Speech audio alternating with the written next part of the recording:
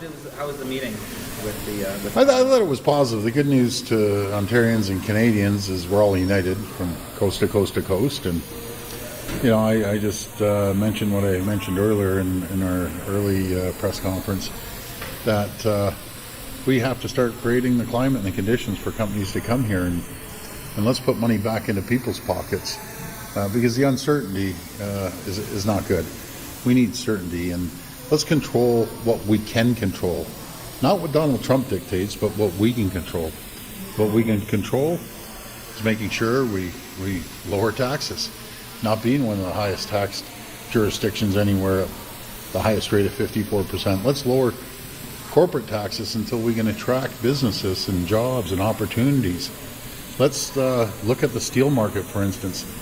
We need to create these large infrastructure projects like the pipelines, like building ships right here in Ontario, but across the country as well.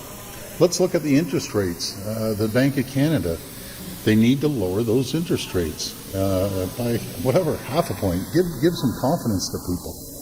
Let's look at the stress test. You know, I'm in favor of the stress test, but not having 2% on top of it. Let's maybe lower it a little bit until families that are just going out to get their first mortgage have an opportunity to do that. But we need to move faster, quicker, immediate.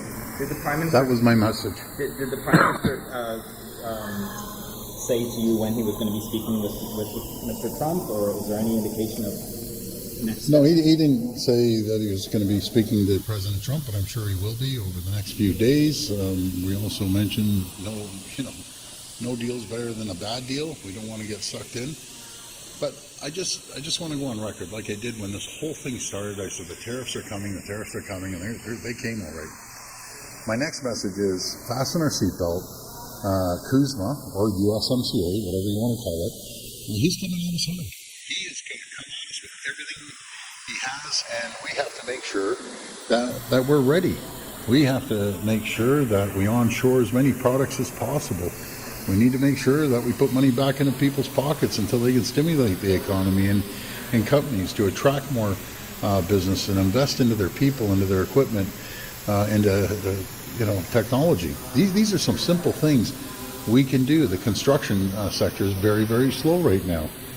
Let's work with municipalities like Mayor Del Duca, that's cutting the DC charges.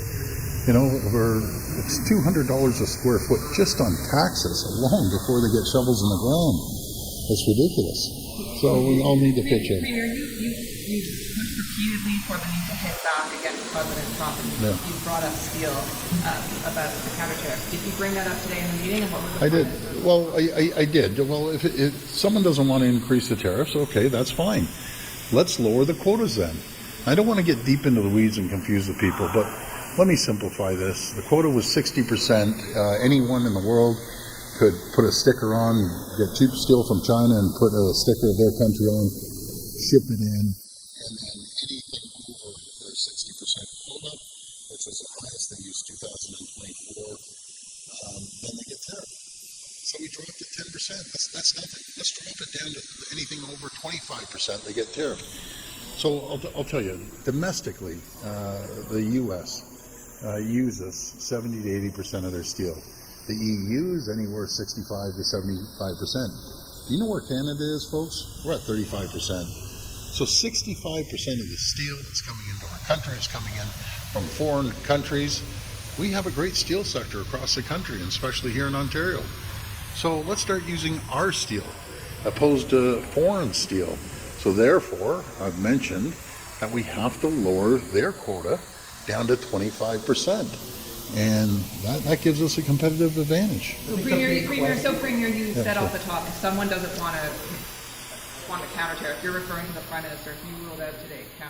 He didn't rule out anything. I just voiced my opinion, and I said that's fine. If people are concerned about hitting back, well, then there's the other alternative. Let's lower the quota for companies when they come in. They get tariffed immediately to make sure our steel sectors, no matter if it's in Ontario or Quebec or Manitoba or Saskatchewan, any out east, let's start doing that. Let's start building large ships that we know that the only steel company that can do those large sheets of steel is Algoma. We could support them. Let's do something big.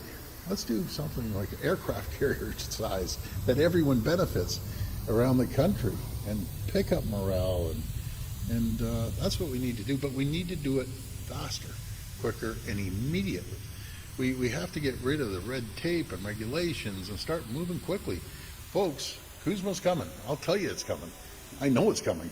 And he's going to come at us with double barrels, so we better be ready and throw everything in the kitchen sink at this. You offering your opinion in this meeting implies that it's different from other people. So I think the big question is everyone on the same page? Are you on the same page as others? Well, I think we're all on the same page, but everyone wants to protect their sector. Alberta wants to protect their oil sector. I want to protect the auto and the steel sector. Quebec wants to protect their aluminum sector. But if that's fine if everyone has their differences. But I'll tell you, like 98% of that stuff we all agree on, that we have to get moving. So that's a good thing. But we got to move quicker, and folks, be ready. This is coming. I don't even think it's my personal opinion. He's not waiting till 2026. At any given time, President Trump, not that he even follows the rules, he could pull the carpet out from underneath us on Kuzma tomorrow with one signature. So let's be prepared. I think it'll be coming in November, in my opinion. But let's start getting ready, and we're doing it. On Highway 401, are you still considering designating that as a special economic zone, given the studies that say the potential for road like flats? Yeah, but that's all. Let's get some proper people in there to do a full-fledged study. It can be built. We know it can be built, and we'll get that done. Let's start now. That doesn't mean like everything happens tomorrow, but we have to start. We have to start these projects across the country, and I'm confident that we'll come out with large national infrastructure projects. We need to keep moving. Last question. The previous study was done, said that there was 3 years ago, by a third party consultant. What do you think of this study? Can you get into that? Well, we're going to do a proper study from end to end. We're going to get the proper equipment going down and find out there's a solution. There's two things we can do. Just wave up our hands and say it can't be done. I don't believe that. It reminds me of when I first got elected. Oh, you can't do 5 subway five subway lines. Guess what? We're doing it. Just because it's never been done, it doesn't mean it can't be done.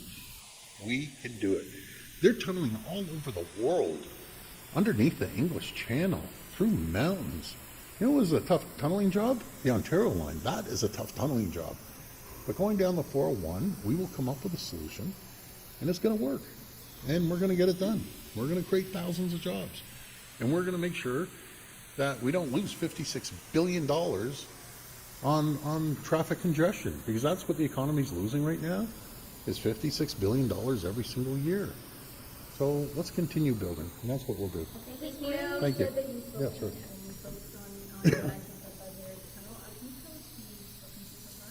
Just the same people that supply tunneling boring machines already in Scarborough and other areas. I just want to bounce it off them. It can be done, and I think it's a great idea. Rather than going 2 tunnels, you do 1 large tunnel and do 3 layers on that tunnel. But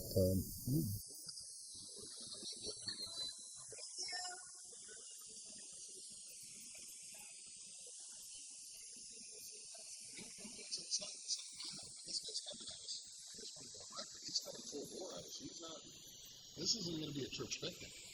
This is going to be, let's get down to it, and we'll see what happens. I'm praying that everything's going to go fine. But if it doesn't, I got to ask the people, do you trust President Trump? I don't. Thanks, everyone.